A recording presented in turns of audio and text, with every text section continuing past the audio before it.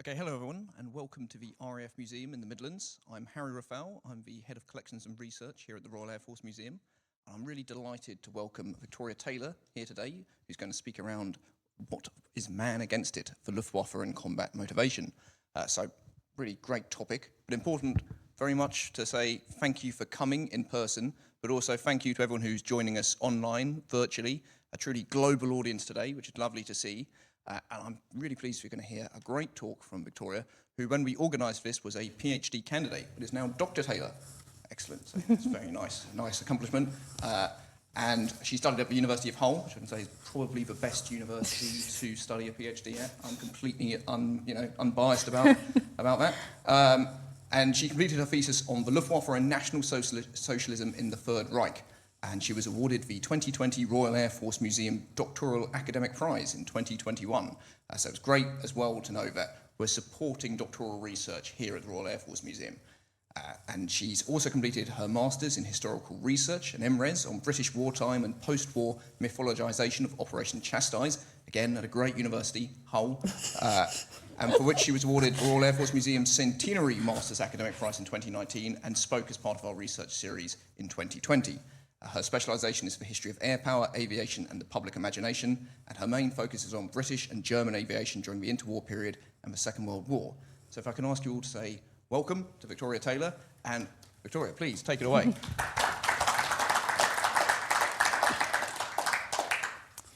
Thank you so much for that incredibly warm and kind welcome, Harry. And thank you, everyone, for coming out all the way to Cosford and being with us today.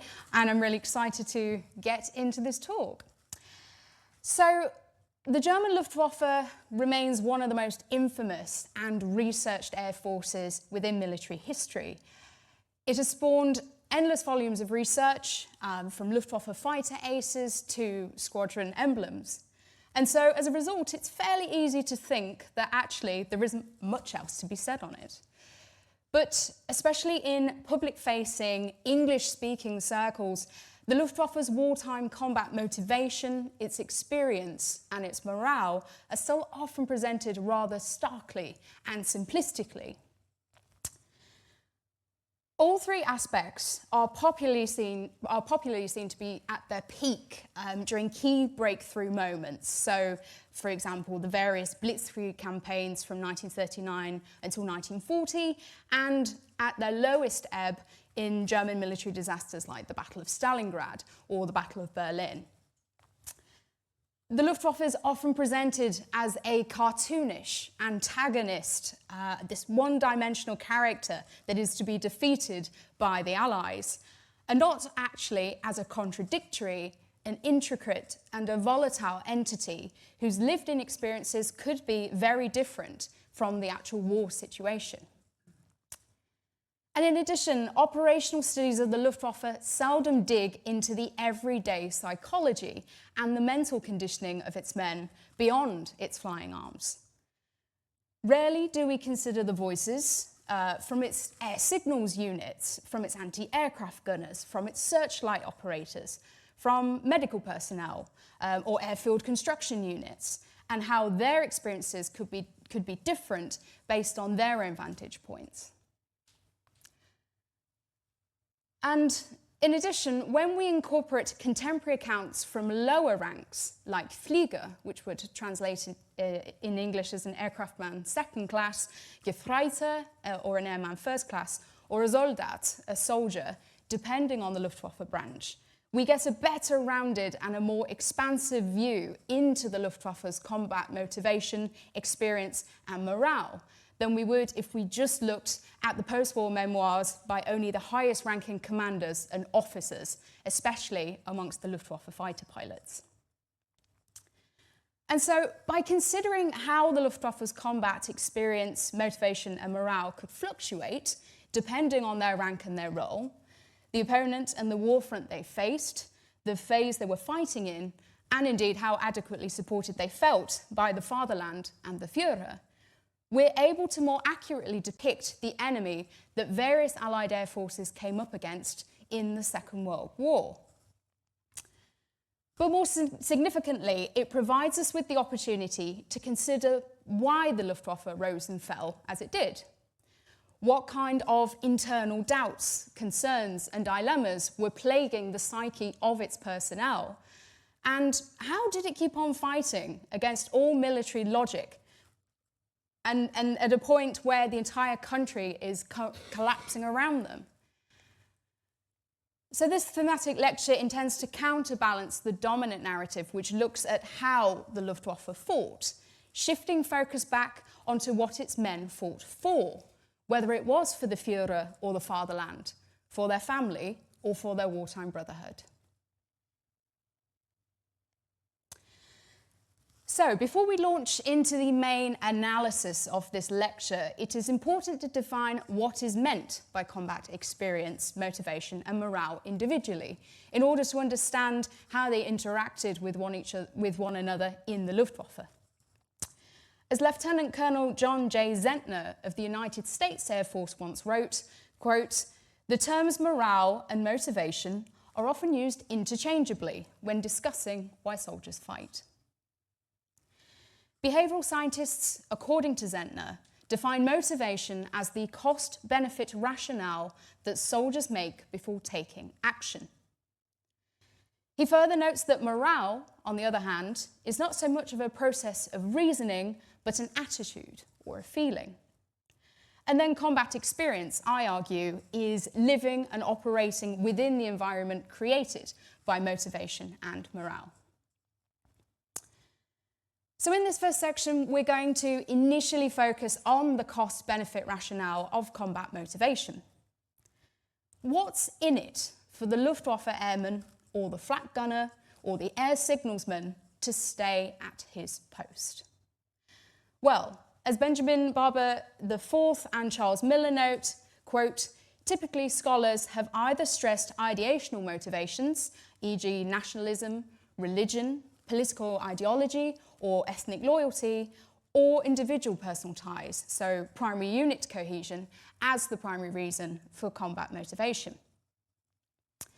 Now, in Wehrmacht historiography, these aspects have tended to cover the German army more than the German Luftwaffe, and especially this has been applied with primary group theory, about which Hugh Strachan writes, quote, "Men, it is argued, fight for their mates rather than their country." But this form of combat motivation was, of course, experienced in the Luftwaffe. And as Generalleutnant Karl Koller, who was once chief of the General Staff of the Luftwaffe, as he testified after the war, quote, "Your outfit was like a family. The greater the pressure on a unit, the more it stuck together." Both the Nazi regime and the Luftwaffe placed great emphasis on stoking a sense of community and camaraderie across the organisation. And as an edition of Der Adler magazine, which was called The Eagle, this was a Nazi-backed Luftwaffe magazine, as an edition of this magazine declared on the 21st of April 1941, a young pilot should learn and experience that his personal achievement finds its highest fulfillment in the performance of the community to which he belongs. A dedicated Fliegergemeinschaft, or a flyers community, was continually fostered in the Luftwaffe through everything from sports to social events. Camaraderie and a sense of community were, of course, also encouraged in the non-flying arms of the Luftwaffe, which were also highly prized and valued within Nazi propaganda. Shortly before the war, there were some Luftwaffe anti-aircraft auxiliary units that started to hold monthly comrade evenings in order to get everyone involved for a drink, a dance, and to celebrate new promotions. And indeed, one Hauptmann in Leipzig received a letter on the 21st of April 1939 from the Flak-Kameradschaft, or the anti-aircraft comrades, which claimed that the next evening, quote, should have a festive character to celebrate the promotion of 20 new comrades. However, it should be noted that the Luftwaffe's fighter pilots naturally had another form of combat motivation that was unique to them. And this, of course, was competing with their colleagues in order to secure kills against other enemy fighters. And as Leonardo Burstin, Hans-Joachim Voss and Philipp Arger document, competition for status was intense among German pilots.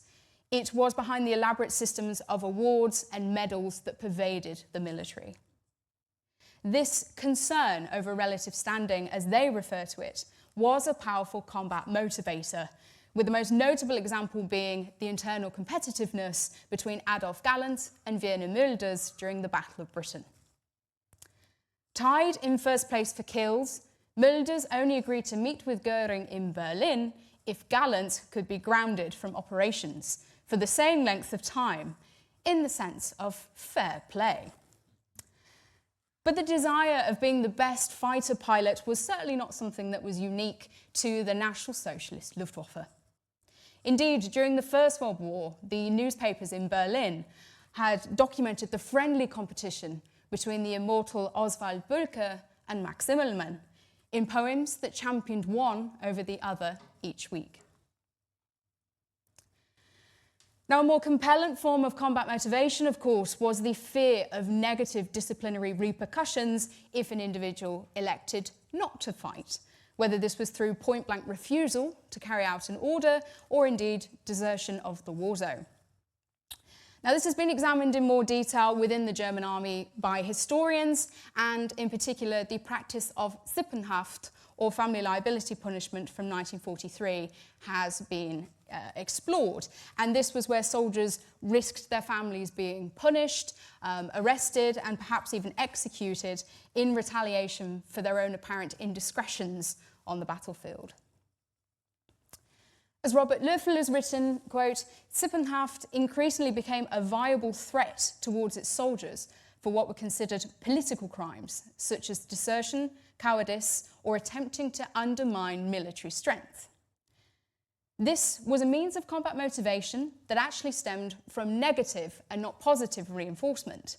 And this demonstrated that combat motivation within the Luftwaffe and more generally within the Wehrmacht could be inspired or enforced.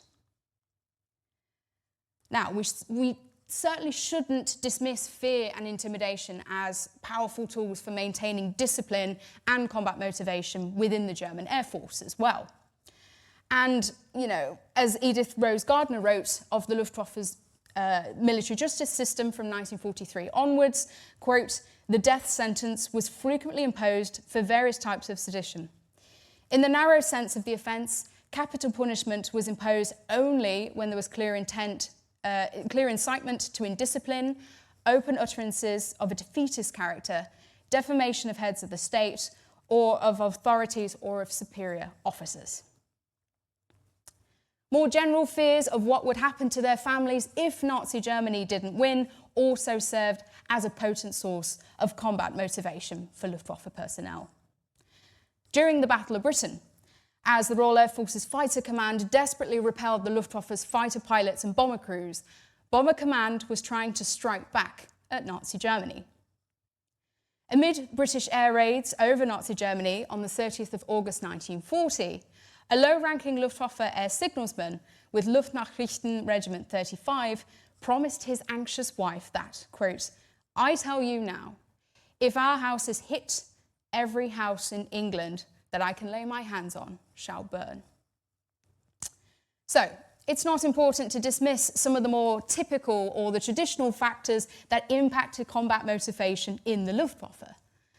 But we also shouldn't discount the significant role that Nazi ideology played as a form of combat motivation for at least some of the Luftwaffe personnel, especially the deification of Hitler.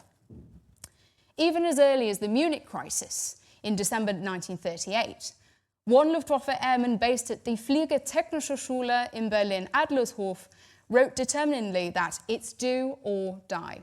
We are facing a difficult time. But we have our Führer, and we have a godlike trust in our Führer. It's also important to note, too, that the Luftwaffe was arguably especially susceptible to fighting for the Nazi regime out of professional motivation, given that its predecessor, the Luftstreitkräfte, or the Imperial German Flying Corps, had been unceremoniously dismantled by the victorious Allied powers after the First World War. And as Galland testified, in February 1935, quote, Göring put in an appearance at Schleißheim and to everyone's delight, showed off the first Luftwaffe uniform. Then, in defiance to the Treaty of Versailles, Göring had privately claimed to a group of Luftwaffe junior officers in 1936 that, quote, "You will one day be my corps of vengeance." As the decorated Luftwaffe fighter ace Johannes Steinhoff commented, after this speech, quote, "There probably wasn't a single person in attendance who wasn't totally motivated to give his utmost in support of this regime." As the Messerschmitt Me-262 pilot Dieter Kehrberg recalled, quote, "The Treaty of Versailles was so brutal, and there was this anger. It was just impossible what was demanded. The Versailles Treaty of shame, and that's what it was without doubt at all." So this first section of the lecture then demonstrates that it is not helpful to ascribe combat motivation to any one source, and it's actually more helpful to treat combat motivation as having a mixture of influences. And of course, these could be personal, they could be political, they could be social, they could be operational. But as we're about to discover in the next section of this lecture, ideological motivators in particular would soon have a bearing on the combat experience of servicemen across the Luftwaffe during the Second World War. Now, combat motivation in the context of this lecture refers to how Luftwaffe servicemen perceived and reacted to the wartime environments that they were finding themselves in. And it's very important to note that in the Second World War, combat experience could be heavily influenced by combat motivation.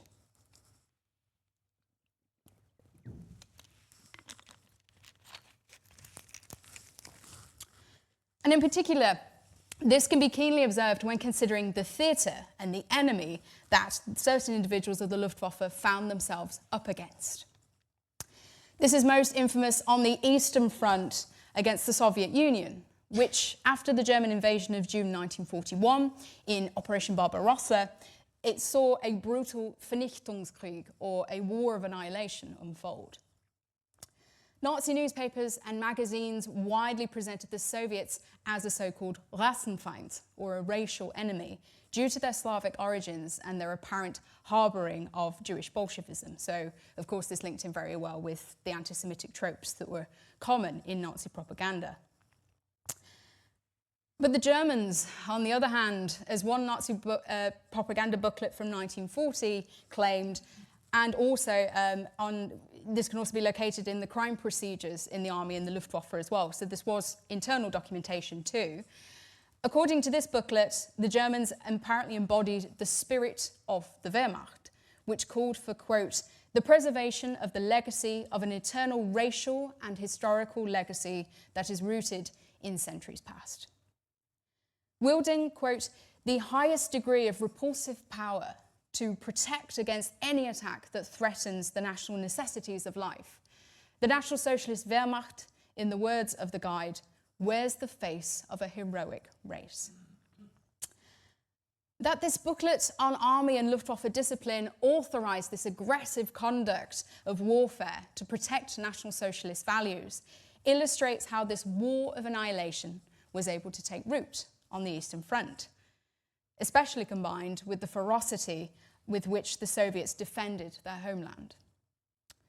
Consequently, as Omer Bartov has outlined, the Wehrmacht, quote, accepted Hitler's view that this was an all-or-nothing struggle for survival, a war of ideologies which demanded total spiritual commitment, and thus tried to compensate for the loss of its technological superiority by intensifying the troops' political indoctrination.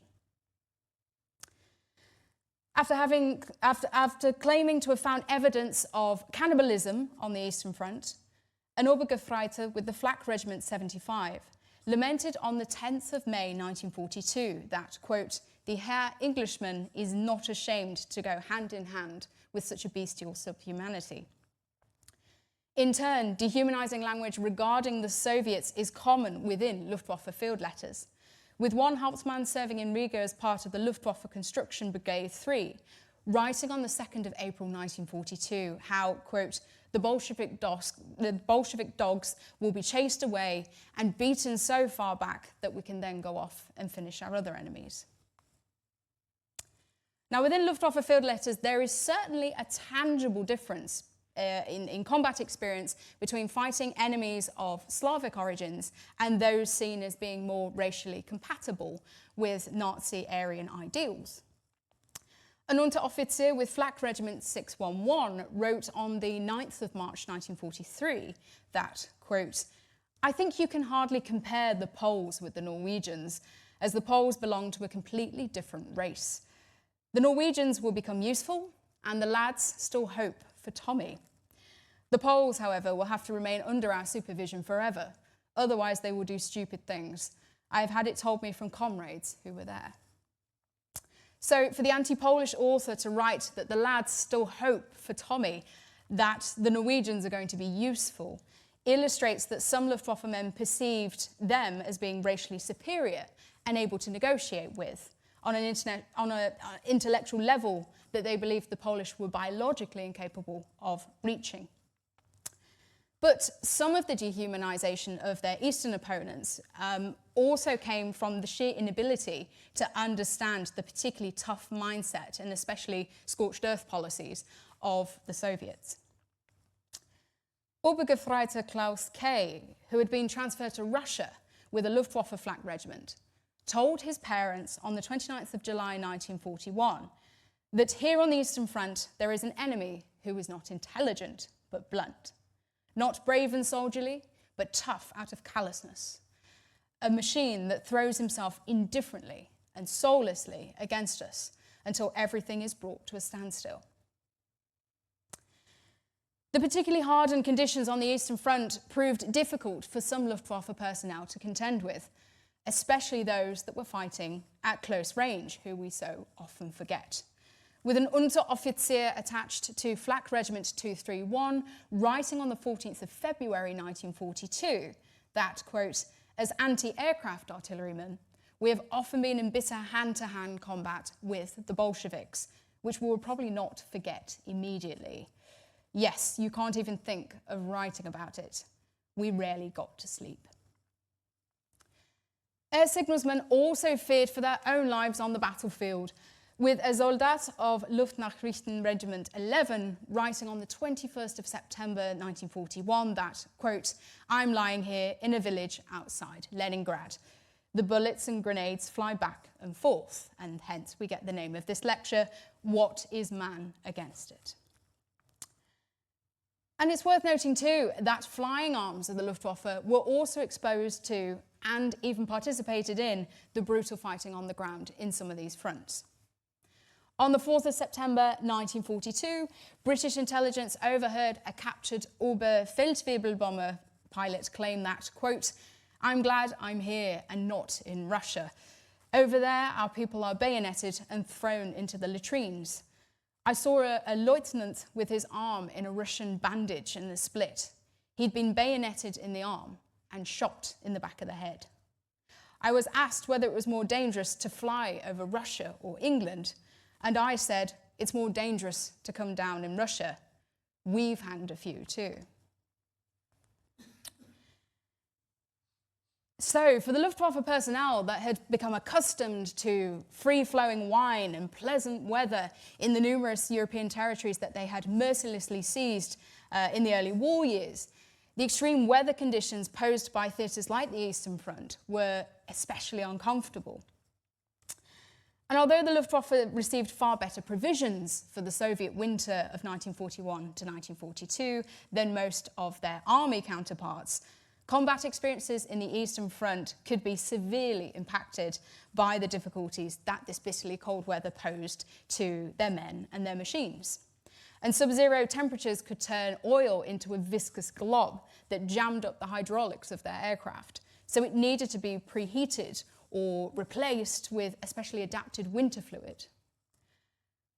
And when temperatures dropped to below minus 30 degrees Celsius, aircraft tires became porous, and the challenging weather conditions meant that repairs could take up to 3 times as longer as it did in the summer.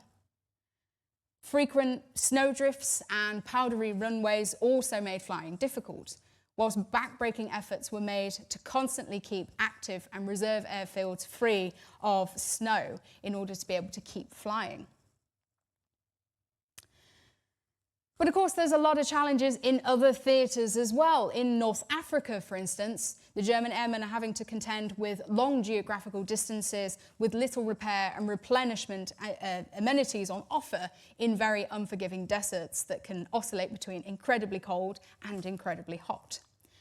And one man attached to Flak Regiment 25, which had first seen action near Tobruk, wrote on the 10th of September 1941 that, quote, "We are currently on the march against the tough enemy, and so I can only write this little letter on a stone in the desert. I've only been back here for a short time now, but I've had the worst days of the whole bout." Within North Africa, sand got embedded everywhere, from aircraft to food, and even dental complaints started to rise considerably because eating sandy food was so common. Heat also troubled Luftwaffe personnel stationed in the Mediterranean and in the Balkans, especially during the Pyrrhic victory at Crete as part of Operation Mercury between late May and early June 1941. And a Gefreiter of the Paratrooper Machine Gun Battalion 1 wrote on the 13th of June 1941 that, quote, "I am now in the Athens area. The heat is getting worse and the thirst torments us more and more. You will have already noticed that our goal was Crete. What happened here cannot be described in words." Now, such a testimony illustrates the crippling pressure of operating in a hotter climate, and it's exacerbated by the fact that the men are dropped far away, both from their intended targets, but also from their vital military equipment. And it illustrates how a lack of provisions, both in nutrition and in ammunition, could negatively impact the combat experience of Luftwaffe personnel. And as this next section will be exploring, this could be absolutely detrimental to combat morale. So, as David French notes, morale in the Second World War was a dynamic force. It changed over time, and it changed between and within units.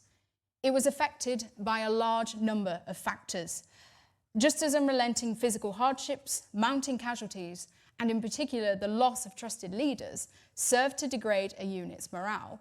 So effective leadership, the presence of trusted comrades, and adequate food and shelter sustained it. Now, certainly the question of supply distribution is a key area of grievance in some Luftwaffe field letters just within their own unit. And an example of these wartime tensions can be seen in a letter from April 1943 by a soldat attached to the Luftwaffe Field Division 12, who complained that, quote, "We are all fed up.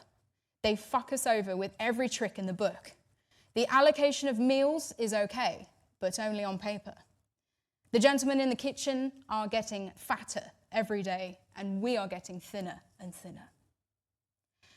However, it is worth pointing out that the branch of the Luftwaffe could make a difference as to how much autonomy an individual had to change their own wartime circumstances. In October 1942, for instance, an Oberleutnant fighter pilot serving with Jagdgeschwader 53 was able to fly away temporarily from the Eastern Front, undertaking a tour of Albania and Romania before heading to Italy. And he noted that, quote, "After the weeks in Russia, you feel like you are in paradise. This morning, I lay in the bathwater for at least an hour, and I felt reborn." Maintaining an awareness of what was happening on other fronts could have a strongly positive impact on morale, especially when they themselves had a personal connection to that area. An Oberleutnant serving with Kampfgeschwader or Bomber Wing 26 in Russia wrote jubilantly on the 27th of June 1942 that, quote, "The mightiest and largest fortress in North Africa, Tobruk, has fallen after hard fighting. A tremendous success that will be decisive for the next operations in Africa. I know from my own experience how strongly Tobruk was fortified because I myself attacked it in numerous missions. All of us on the Eastern Front, who had recently intervened in the struggle in Africa, were enthusiastic about the fall of Tobruk. You can rest assured that Sevastopol will fall just like Tobruk. The Luftwaffe strikes ruthlessly here too, and it destroys the strongest fortifications. But naturally, when things started going badly on other fronts, this could also impact morale. What's wrong with Stalingrad? The Gefreite of Flak-Abteilung 422 asked on the 5th of November 1942. If it does still fall, which I sometimes would like to doubt, it will cost insane sacrifices. Every house and every pile of rubble costs a lot of blood. A Gefreite of the Flak Regiment 534 wrote of his concern on the 25th of January 1943 about, quote, this effect on morale. It is precisely the city of Stalin that we cannot get, but that will become the grave of many, many German soldiers. The declining situation with the Anglo-American combined bomber offensive at home also had a sizable impact on morale in the Luftwaffe. And it's worth pointing out, of course, that this isn't just for the fighter pilots that could prevent it, but it's also those that feel even more powerless in, if they're stationed in an anti-aircraft unit completely on the other side of the world. There is this uselessness and this hopelessness that is felt across the Luftwaffe in many different units. And there's one Gefreite in Flak Ersatzabteilung 25 who writes on the 30th of June 1943 that, quote, now they seem to have hit Cologne hard. It could really make your heart bleed if such treasures like Cologne Cathedral, etc., fall victim to these madmen, i.e. the British. They are to blame for everything. And even the men who were stationed in Germany devoured the newspapers to find out what was happening in other parts of the Reich. With one Flieger of Flugausbildungsregiment 43 in Crailsheim writing on the 24th of March 1942 about how, quote, it is really terrible how many are falling at the moment. I think about it very often when I get a newspaper from Hamburg or from somewhere else. And in all of these newspapers, there are pages of the fallen there. And in front of a Cologne man from my own company, I learnt that the last attack on Cologne resulted in 189 deaths. So, of course, morale in the Luftwaffe was also hinging on the rate to which it was losing men in exchange for military breakthroughs. And a Luftwaffe soldat who was serving with the Luftwaffe munitions dispensary unit during the Battle of the Bzura wrote during his return to Germany on the 9th of October 1939 of how, quote, we suffered heavy losses. I want to inform you how many losses we had in that company and in the whole regiment. 8 dead and 26 wounded in the company and 400 casualties in the whole regiment. That is a large number in relation to the days of struggle. And this only intensified when the military campaign was not proceeding as intended. And shortly after the RAF's fighter command had begun to shoot down 2 German warplanes for every British fighter lost between the 7th and 15th of September 1940, so leading towards Battle of Britain Day, the Luftwaffe bomber pilot Otto Wolfgang Bechtler recalled of Kampfgeschwader 2's losses that, quote, 6 planes went and 2 came back. That evening, the whole Gruppe was nearly demoralised. There was a drunken party and weeping for comrades. The survivors sang, the still wings are flashing, the Tommy has given us a hiding. And so this decline in morale was not only felt by the active combatants, but also by the medical personnel who attended to them. On the 1st of July 1942, an Oberarzt, so a form of doctor that was treating the broken men of that same bomber wing of Kampfgeschwader 2, expressed his concerns to his wife about how the men would adjust to life after the war. And he wrote, with this strain, all of our nerves are heading towards certain damage. Some of our pilots are completely finished and have to be replaced. We're all becoming more and more withdrawn into ourselves. Your poor women at home will be very busy when your bundles of nerves come back. And the lack of an effective rest rotation system like we see in some of the Allied forces often contributed to considerable burnout amongst the Luftwaffe flying arms. And Oberstleutnant Karl Feck spoke of how, quote, the German system was absolutely wrong. There was no rest for pilots. I tried to help out by keeping them on the ground in bad weather, or to rest a squadron for a day and to send them for a swim. But physically, the strain on pilots wasn't so bad. It was more psychological. However, throughout total war, from early 1943 until the end of the war, there does appear to be ample evidence within Luftwaffe field letters that wartime speeches from the likes of Hitler and Goering and Goebbels actually continued to bolster the spirits of certain Air Force personnel. Normally this tends to be characterised as a time where, you know, it's lost all credibility with the Luftwaffe, but often we're just seeing this through the lens of the fighter pilots, when in reality there was actually still quite a bit of support. So despite Goebbels being, by his own admission, publicly responsible for the continuation of total war, he was nevertheless well received by some of the units that he toured. And a Gefreiter with Flakabteilung 422 wrote on the 21st of December 1942 of how, quote, a donation was made from every soldier so that our Dr. Goebbels receives a very nice present from the commander. The Gefreiter added that you can imagine how enthusiastically everyone donated for such a noble cause. The battery gave 1,200 Reichsmarks. Everyone was happy to forego their entire wages and then to add more on top of that. I mean, I find that quite difficult to believe. I should think there'll be a few that be like, oh, for God's sake, this is for Goebbels again. But, you know, this Gefreiter is claiming this. So.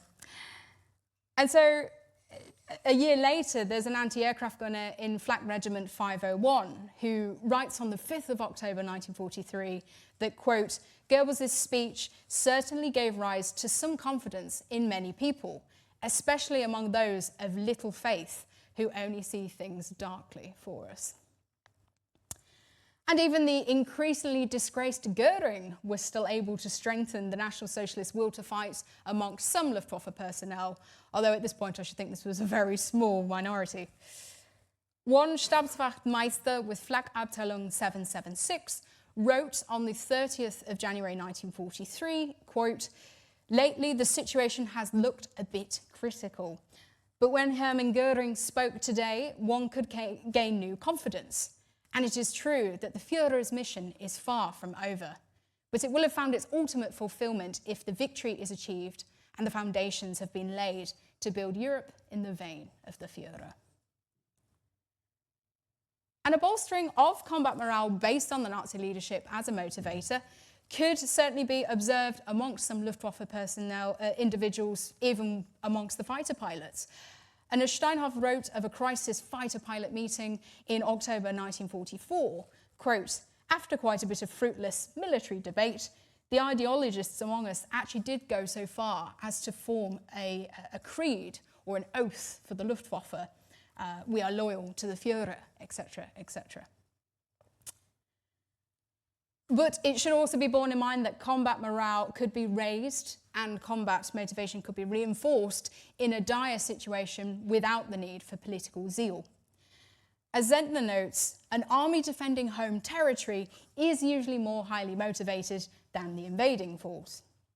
And as Gallant later wrote of the D-Day landings, quote, the first reaction was one of relief.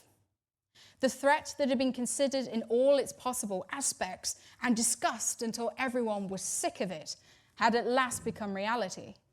The uncertainty that had paralysed all military planning and preparation was over.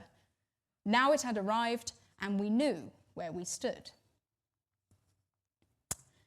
But of course, more generally, the despondency that some Luftwaffe individuals reached can be seen in how many no longer took the same care to censor their opinions within letters back home.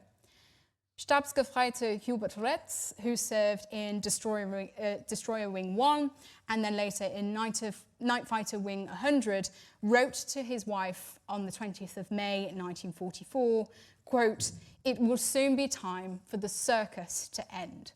Otherwise, there won't be a city in all of Germany that hasn't been destroyed.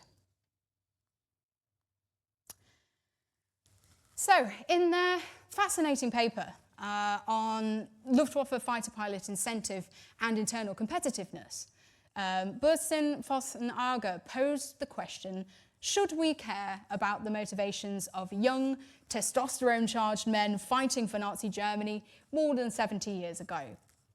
The answer is, of course, yes.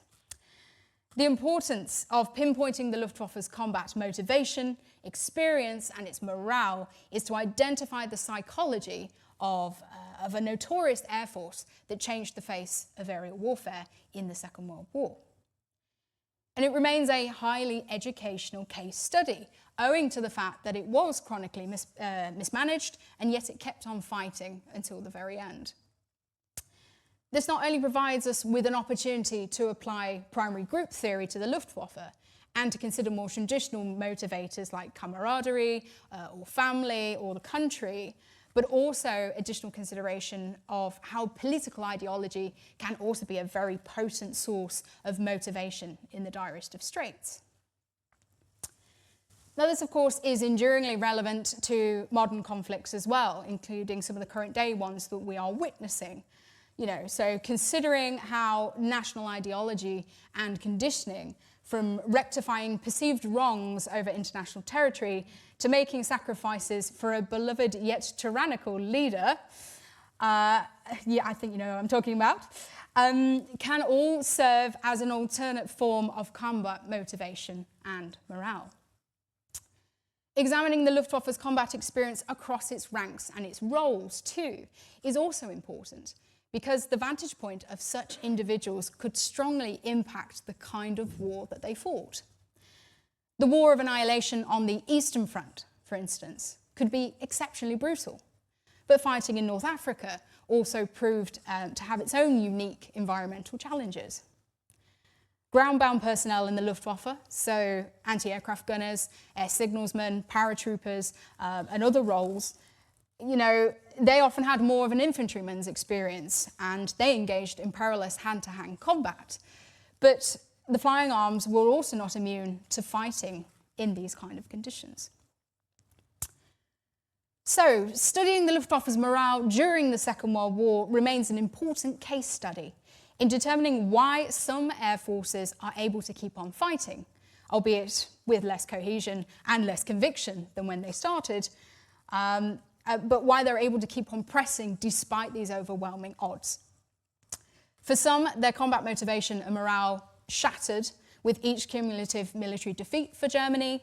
For others, the illusion never dropped, and it was only capture by the Allies that finally smothered their fighting spirit for good.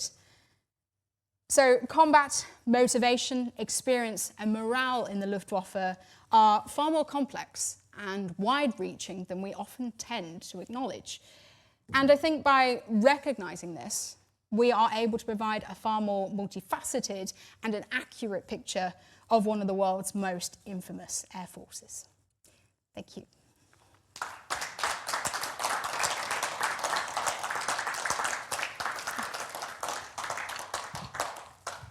Okay, that was a really great paper, lecture. Victoria, enjoyed it. We're going to take questions from in the room. I'm going to ask you to wait for the microphone because we're also joined by an online audience. We've had people from Charlotte, Christchurch, and even Chatham. So, really an exciting global audience. So do make sure that you wait for the microphone, because that means that they can also hear your question and then the answer. But Victoria, I really enjoyed it, and I think the question that I wanted to ask on the point that you ended was the denazification of the Luftwaffe and those who were captured post-war, and of course then the need for the Germans to then combat the emergent Soviet threat. Yes. How does that take place? What sort of implications, and what can we reflect backwards into the Second World War from that process? Do you mean the denazification process itself, or dismantling of the Luftwaffe and the denazification that comes with it? I suppose whether or not there were any identifications of particular challenges denazifying the personnel themselves. Yeah, good question. So, I mean, one of the most interesting documents to gauge that is when you look at the the disarmament reports by the British. So actually, funnily enough, the British Army was involved with a lot of the dismantling of the Luftwaffe, more so I think than the RAF. But nevertheless, there are some RAF accounts of that. The initial threat that they have, of course, is when they are captured, they are in a state of shock, or if they're not yet in shock, they're in denial. So sometimes they did have moments where they did have captured Luftwaffe personnel who took it upon themselves to sort of try and rise up in the name of the Führer, you know, the Führer's memory and everything, because of course it's still being circulated at the time that he's died heroically and that sort of thing. And so sometimes there were moments where there were sort of mini uprisings in the Luftwaffe, and in some cases they were executed, of course, by the Allies, because they didn't want, you know, National Socialism to keep being a source and causing problems for them. But to be honest, I think with much of the Luftwaffe, I think they were already utterly exhausted and completely past the point of caring, really. And so most kind of gave themselves up with no difficulties. And there was also an interesting thing in the Luftwaffe as well, that there were some that they hadn't recognised that it was the end of the war, and they still saw the Soviets as the real threat, and they knew about this tension between, you know, the British and the Americans and the Soviets. And some Luftwaffe personnel were really kind of accommodating to the British and the Americans in the hope that, oh, hopefully we can join an RAF squadron to fight the Soviets, you know. So there was some Luftwaffe pilots that were, you know, hedging their bets and sort of being like, well, we would be useful on your side, sort of thing. So sometimes they could be incredibly, they didn't protest too much politically. But another point as well is that it depended on their ranks. So you had the issue of a lot of generals in the Luftwaffe sort of got away scot-free, and high-up commanders, because they figured out very, very quickly that they're more likely to be let go or to be classified as a lower level of Nazification if they made sure that they were, they just kept their mouths shut, pretty much. And so when you look at some of the reports of the time, both German and British, you can tell that some of the younger ones, who of course have only ever known National Socialism, are still spouting Nazi ideology, whereas the older ones, and especially those that have had, you know, if they had experiences of the First World War, they've had experiences of the Kaiser before National Socialism, a lot just sort of kept it to themselves and kept their heads down and tried to get through the denazification process that way, and it worked in a lot of cases. Yeah. Okay, do we have any questions in the room? Yes, sir.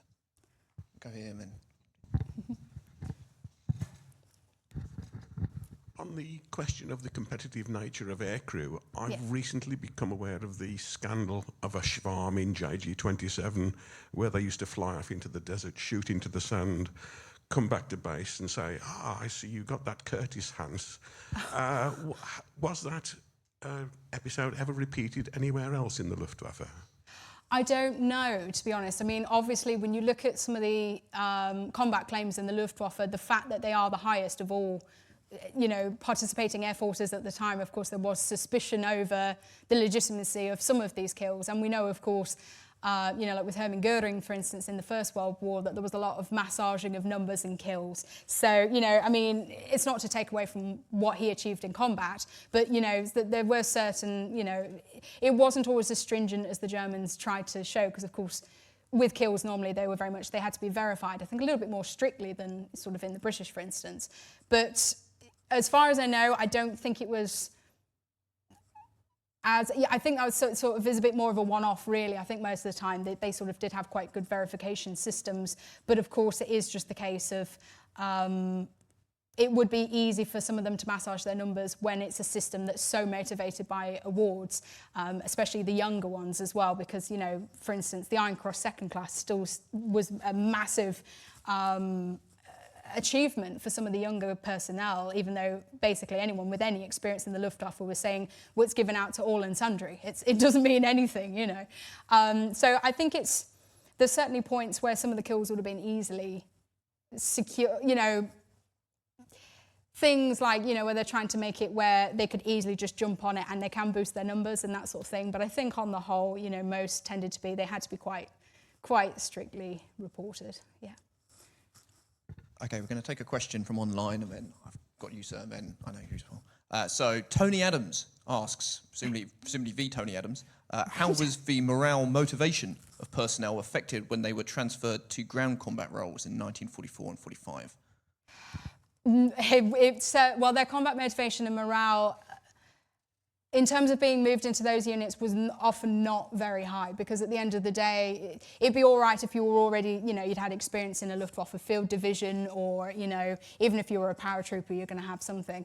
And most Luftwaffe personnel were trained as soldiers first before they ever became flyers. So, it wasn't that they were completely clueless when it came to soldiering and drilling. But in a lot of cases, some were simply just not trained for it, and some were being put up in those last, ground combat roles. They're sort of being put there trying to defend villages against,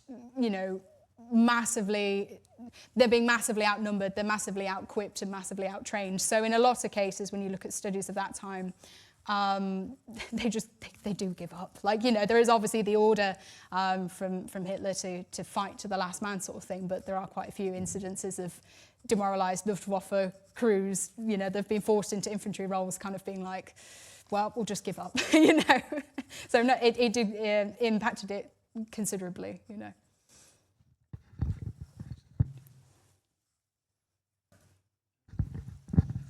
You were talking about morale then. I was just interested to know whether, what was the role of high command Luftwaffe personnel in the various plots, obviously against Hitler, and were they involved in that as well? Obviously you tend to hear about mainly from the army side of it, don't you? But was their morale that high that they weren't involved in any plots against Hitler?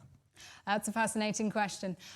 So the answer is, unofficially, there wasn't really much Luftwaffe involvement in any plots against Hitler. But there is one individual which actually came from a Luftwaffe flak unit. I can't remember his first name. I think it's Georgi Friedrich. I can't remember. But anyway, he was actually pivotal to the July 1944 plot with, von Stauffenberg. And he was able to sort of, he changed the situation that when von Stauffenberg was on arrival, was flying in, he was able to change the situation so that, the authorities weren't really alerted to it and it all seemed relatively normal. But he ended up being questioned by the Gestapo after it, and they were really trying to determine whether there was a Luftwaffe link. And they were very convinced that there was, but of course, Friedrich was like, well, there actually wasn't any sort of concentrated effort in the Luftwaffe to overthrow Hitler. So on the one hand, there wasn't an official one, but on the other, the fact that the Gestapo was so suspicious of the Luftwaffe shows that they must have had enough concern of some of the individuals in there that they could turn against Hitler. There is technically a moment of mutiny, I suppose, in the Luftwaffe, which is against Göring, which is the fighter pilots' revolt, which comes late into the Second World War. And that ultimately appeals to von Grein, that basically removed Göring from being, commander of the Luftwaffe because he's completely, messed it up. But what can be a little bit difficult with the fighter pilots' revolt is that after the war, especially as part of the clean Wehrmacht myth, it tends to be presented as, they're sticking it to the regime sort of thing, and it's proper resistance, when really it's brave, because of course, immediately Göring's response is, I'm going to have you all court-martialed, and obviously he doesn't because he needs them.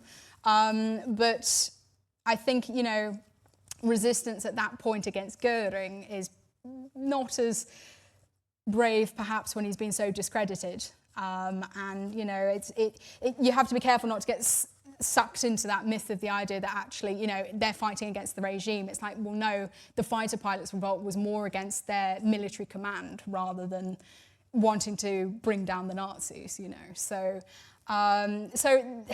technically there is involvement, and of course there are moments where you do have Luftwaffe personnel that not only with plots, but also acts of resistance in other ways. You do get this. I mean, there's a new, I think it's a building in the Bundeswehr Luftwaffe nowadays that is named after a Luftwaffe individual who saved hundreds of Jews going to Auschwitz, So you have moments of it in the Luftwaffe, but there's no real sort of concentrated effort of resistance, whether that's against Hitler in a bomb plot or in any other way. It tends to be sort of a few, bold individuals. Yeah. Okay, I'm going to take a question from online. I'm going to come to you, sir. So we've got a question from JMCN. He says, given the weight of the Royal Air Force and the US Army Air Force's bomber operations over Germany, yes, did Luftwaffe airmen begin to question the propaganda which was pushed out by Goebbels and other propagandists? I'd like to add on that as well. Do we know if, for a completely different sort of track around propaganda, whether British propaganda attempts, particularly, say, the bombing during Goebbels and Goering's speeches in Berlin. The mosquito raid. Yeah. Did this end up having an impact which we can sort of notice? Can you ask the first question and then add yours in afterwards? Absolutely.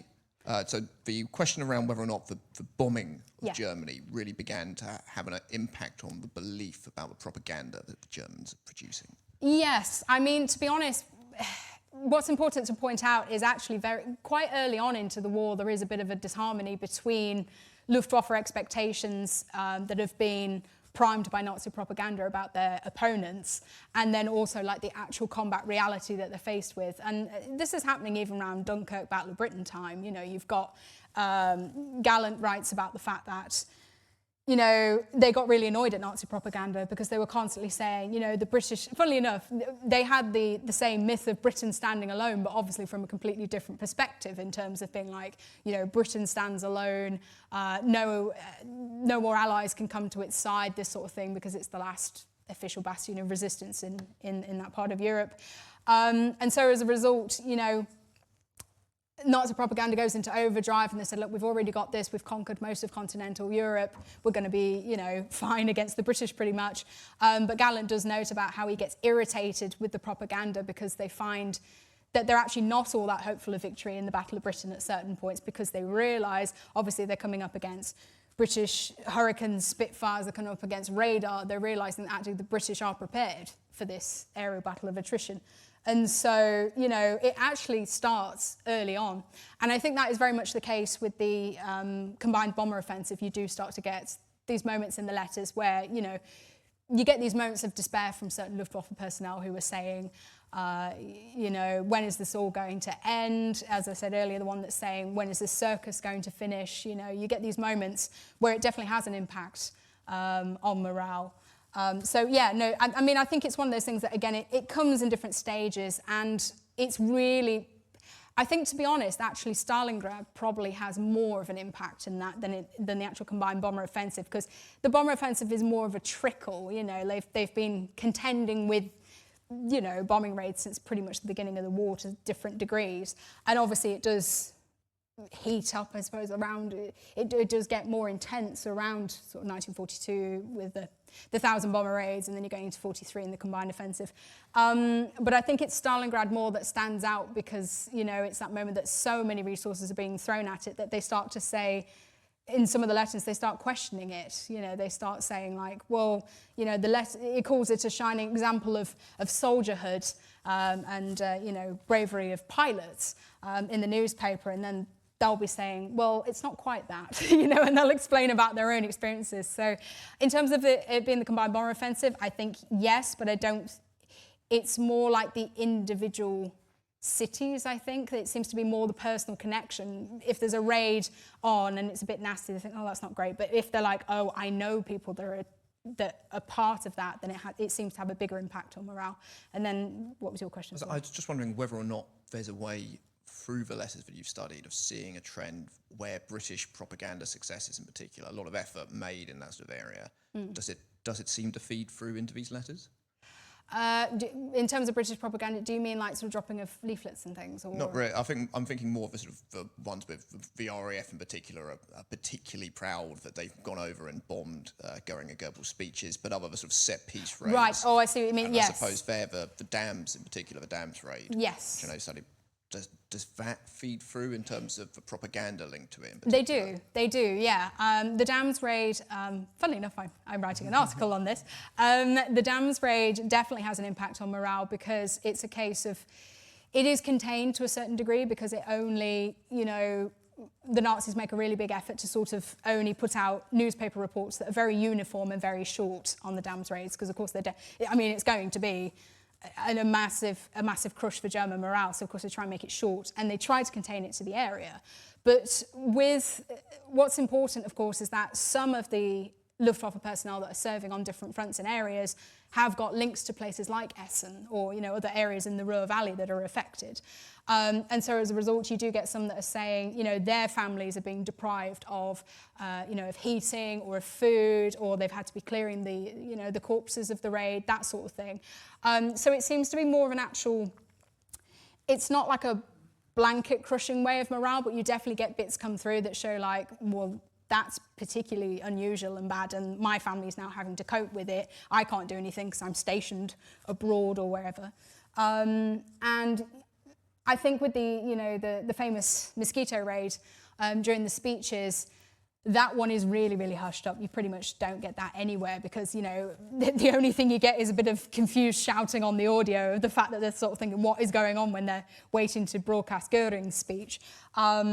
But it's pretty much just not reported anywhere in German newspapers. So it sort of depends on the moment. It depends on how they felt they had to handle certain propagandic moments, Yeah. Great. Oh. Just raise another question there, actually. If they were using girls and Göring's speeches as an opportunity to buy, how did they know they were taking place? How did who? How did the British know that they were taking place? Well, they'd already managed to find, with the different spies, I'm pretty sure they managed to find like an actual schedule of who was going to be speaking on the day. There's a circulated pamphlet, because the event there was for I think it's the anniversary of the seizure of power? But yeah, it'll be the Nazi seizure of power in 1933, and then it's the anniversary. So they knew that there was going to be something big for it, because of course the Nazis tended to do this, like they'd have something for Hitler's birthday, they'd have something for the day of the Luftwaffe, that sort of thing. Yeah. But I think I'm pretty sure it's through internal intelligence that they find the exact order of speeches on the day, and that's ultimately why they're able to pinpoint it to that moment. To do with Bletchley Park, perhaps. I should think so, yes. Yeah, my original question, though, was going to be, you mentioned poor management and leadership at high levels. Apart from Göring, and the effect it might have on morale, and how that ties in with the fact that so many aircraft designs were being put forward, and what I feel in some cases were a wasted effort. If they concentrated on more viable aircraft, they could have been a lot more successful. I don't know what your views are on that. Yeah, I mean, this remains a really fruitful area of debate within Luftwaffe studies. Certainly, more is made of the fact, for instance, that the Me-262 comes in late into the war, and even though, of course, it is a fearsome weapon, it comes too late to really truly influence it. Of course, they throw it into ideas like the Volksjäger, like the People's Fighter, and things like that I think, some of that definitely comes from more of the obscure elements of the Luftwaffe leadership. So the thing is, I think the majority of the Luftwaffe, because Göring had so many had real fresh blood injected into, sort of not the highest commander ranks, but sort of the middle officer ranks. They often were very much frustrated in the way in which the Luftwaffe was being deployed. And then, of course, you had a mixture of personalities that just didn't get on well. So, within the Air Ministry, you had issues between Jesenek and Udert and Milch that all had completely different ideas of how aircraft should be deployed and used. And of course, Hitler himself, of course, ends up interfering, for instance, with the Me-262 in what role it should be taking. Should it be fighter? Should it be fighter-bomber, etc.? So, within the Luftwaffe, there is a real push and pull, I think, specifically within the Air Ministry about how things should be deployed. And some of it does come too late. And of course, you've got those that have got outdated views. And indeed, I'm thinking the officer ranks of people like Gallant and Steinhoff, who were incredibly frustrated, and Rahl, who were frustrated at the fact that they had all of these ideas of how the Luftwaffe should be fighting, but were coming up against this First World War mentality with sort of Goering and others of his ilk that were pretty much sort of saying, oh, you just throw it up and it will be fine. And they're just not grasping, how fast aerial warfare has transitioned and has developed. So, yeah, I mean, I think that definitely caused a lot of frustration in terms of how to be deployed, and that had an impact on morale for those that weren't, the top sort of Generalfeldmarschals. Yeah. Okay, we've got time for at least a couple more questions. I've got one there. You've asked one before, so see if there's another question in the room if we go. Anyone else? No. Okay, we're going to take one from online and then I'll come to you, sir. So T asks, what sort of accommodation did the Luftwaffe have during the harsh winters on the Eastern Front, and did that accommodation both in the Eastern Front, but also on expansion bases, as opposed to permanent airfields. Yeah. Did that have an effect, and a really noticeable one, I suppose, on combat motivation? Excellent question. So the thing is, as I mentioned in the talk, the Luftwaffe did get through the harsh Soviet winters easier than the German army did. And part of this was the fact that Milch in particular had great foresight in terms of, it sounds really uncomfortable, but, they give them things like lots of woolen underpants and things like that, and they've got plenty of boots and provisions. And even in some of the aircraft hangars, they've actually got heaters and things, there are actually excellent provisions considering, when you think about how badly the German army was left to fend without the proper uniforms and equipment. The Luftwaffe gets through relatively easily. Obviously, as I mentioned, they do have the operational difficulties. But in some cases, actually, the fact that the Luftwaffe was quite plush compared to the German army's experience, it did boost morale. And there were some Luftwaffe letters from the Eastern Front that pretty much said, thank God to the Führer for the fact that he's made sure that we've come through this winter and we've got all of these provisions and we can't complain and this sort of thing. So it definitely has an impact on that.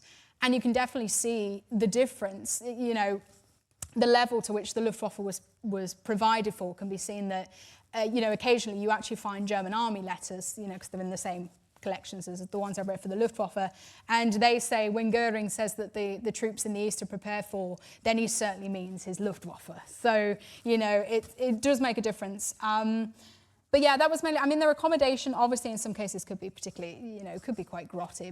You're in the absolute back end of the Soviet Union with not many places to go in such cold weather. But I think that the Luftwaffe was able to keep on pressing in such a way because of the fact that it did have, its heaters, its provisions. They were making sure that they weren't freezing to death, which of course, when you hear about what's happening to the German armies, that's automatically going to boost your morale, I think. Yeah. I wanted to follow on from that, the technology aspect of this. Yes. Is there a sense for those who are using the best equipment, the Gucci gear? Are they in a, is their morale better, or is it a case that they're getting the better technology because they're an effective unit and so their morale stays high? Yeah. Those who are using poor equipment, does that affect their morale? As I would imagine it does. But then expanding that out, we haven't talked about horses. But the Luftwaffe, we picture it being a very technological organisation, but it has that same handicap that all of the German forces does, which is that the mobility is still often dependent on horsepower. Yeah. How does that feed into this? Is there a sort of regret around having to make use of horse flesh, or in fact, do these animal handlers have a much higher morale because they're regularly engaging with animals they form a bond with? Yeah. Does this have any effect? I don't know so much about. I'm not really a horse girl, so I can't fully answer in terms of the handlers. I do think certainly in the Luftwaffe, certain certain projects in particular very much boosted morale. So Max Meyer, who was a test pilot at Peenemünde, for instance, he very much, he loved all of the different facilities there, and he called it very typically Luftwaffe, i.e. very much kitted out, very much provided for, so even before you're on those fronts, there's certainly certain programs and certain technology that are very much appreciated by Luftwaffe personnel. Of course, there was excitement of the Luftwaffe units that were able to, they're starting to use. This isn't so much with the Eastern Front, but, if the first ones that get to go on the Focke-Wulf 190, for instance, are incredibly keen to be going straight onto that because, of course, the ME 109 is lagging a bit by that point after the Spitfire. And so, you do get those moments where they are, like you would in any Air Force, that they're clambering to use the biggest, shiniest machines. I think in terms of sort of like, if going back to the actual sort of, because often we see the Wehrmacht as being this highly mobilised and modernised force, when of course, as you say, like a lot of it was not. They weren't all just like panzers and that sort of thing within the armies, and that a lot of it was still needing horsepower. I don't think that particularly impacted morale because at the end of the day, that's what they're used to. So I think it was sort of a case that they were excited when they were given something new and shiny, or if they could be more, motorised rather than having to use horsepower. But, I wouldn't say it perhaps like impacted it too much and being like, we're stuck with this and they're getting to do that. I think it's more a case of they know that everyone's kind of got to wait their turn almost, it seems more like. But, I must admit, I don't know so much about the animals, what the horse handlers thought. Okay. We're well aware of how the Royal Air Force treated aircrew who were accused of lack of moral fibre, busted down to aircraftman's second class and cleaning the lavatories at RAF Lord knows where. What happened in the Luftwaffe of men accused of LMF? Interesting. So the Luftwaffe actually, I think, was a lot more. They treated them, I think, with more compassion. They didn't really have a designation like LMF. They believed far more in sort of having Luftwaffe convalescence homes. Obviously, at some points, like with Fjek's story, for instance, sometimes if they wanted to rest them specifically during battle, during combat, then, the Luftwaffe HQ were not in favour of that.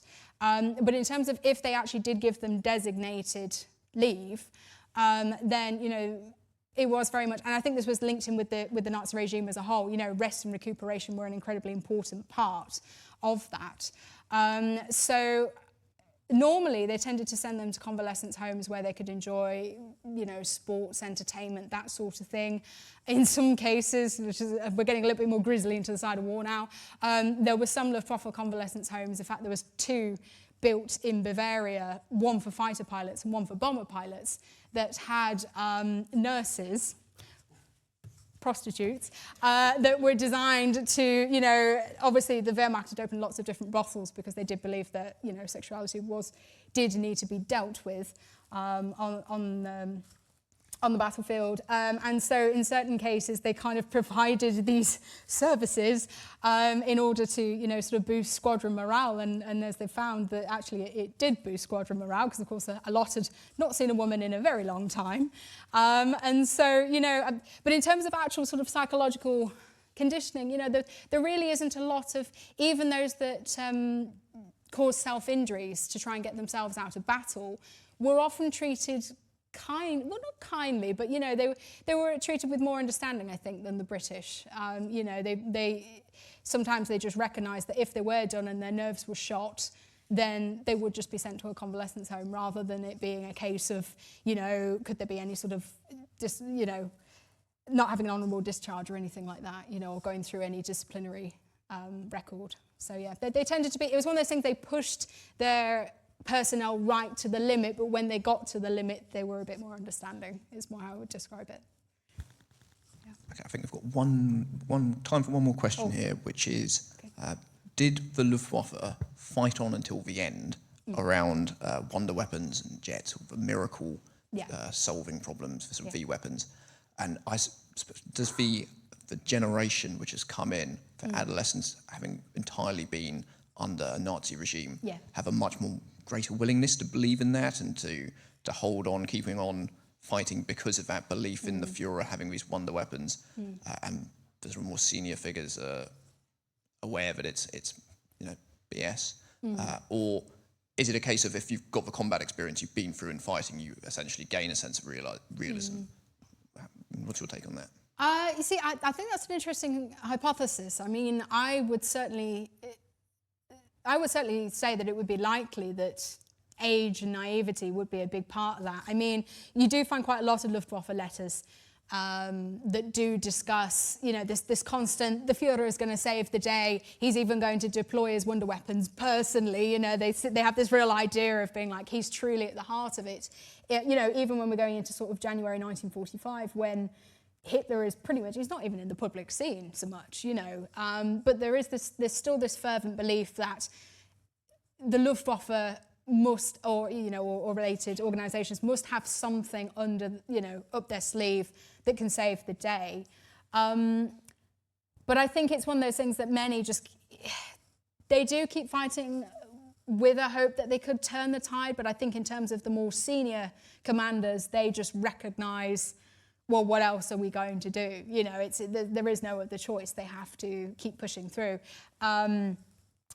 But in terms of fighting up to the end, you know, they very much do fight up to the end. There's some that are captured, you know, on the 8th of May 1945 that are about to take off. And there was a really fascinating story. I can't remember his name now. I think it's Franz Boost, I think. And he actually was ready to take off. But he'd completely fallen asleep in his cockpit because he'd just been completely exhausted from having to fly so many sorties. And it's only when there was a rifle butt like hit on his cockpit and he woke up, and there was a British soldier there going, "Come out, Jerry!" Like, and it was only at that point that he was like, "Oh God, the war's over," you know. So, you know, so it's one of those things that there is fighting very much to the end, even though the Luftwaffe is pretty much, even internally, is seen as having pretty much disintegrated by 1944. But, you know, some it's fighting out to duty. But I think there would definitely be the potential for a correlation between those that have fed with that Nazi propaganda in terms of, you know, we'll always have something else to secure the final victory in the form of wonder weapons, and those that just think, well, we've just got to see this out and hope we're alive by the end of it, and get, you know, and especially those trying to get captured by American and British soldiers rather than Soviet ones. Yeah. Okay, great. I'm afraid we've run out of time. So before we thank Victoria for a wonderful lecture, I would say do stick around for a little bit. Hopefully you can answer some of the questions which are left in the room. Before we thank you, as I really enjoyed it, it's a good opportunity to let our online and in-room audience know that we do have a lecture next week, virtually, with Sally McGlone. So that's on the 8th, I believe. You can join us on Crowdcast, and do follow our Crowdcast channel. We're trying to get to 1,000 before the end of the financial year. It's a real challenge to our comms team. So, you know, you'll be helping them out. Otherwise, I've got to go along and bore on at them about why we haven't done that. So follow us on Crowdcast. But yes, the 8th, and then we've had a question about whether or not we will be doing lectures in 2023, and the answer is very much yes. We will be coming both back here to the Midlands, to Wolverhampton University, where we would welcome you there. It's in the university buildings, but it's open to the public, and we're very keen to have more people come and have a mixed audience within the academic world. So do come along. That's on the 23rd. We are confirming the speaker now, but it's going to be a good one, so definitely come. We've also got a date set aside for the 25th to have a talk on aeroneurosis in the First World War from an American perspective. But we're currently discussing the title because whilst his book is published under that title, he doesn't like it. It's his publisher's title. So we're still agreeing that, but we'll definitely be coming back here in the Midlands. We're planning the series now. We do a call for papers in December. So if you're watching and you want to present research, do write in when you see the call for papers go live. But before then, can I just ask you to thank Victoria Taylor for a wonderful lecture?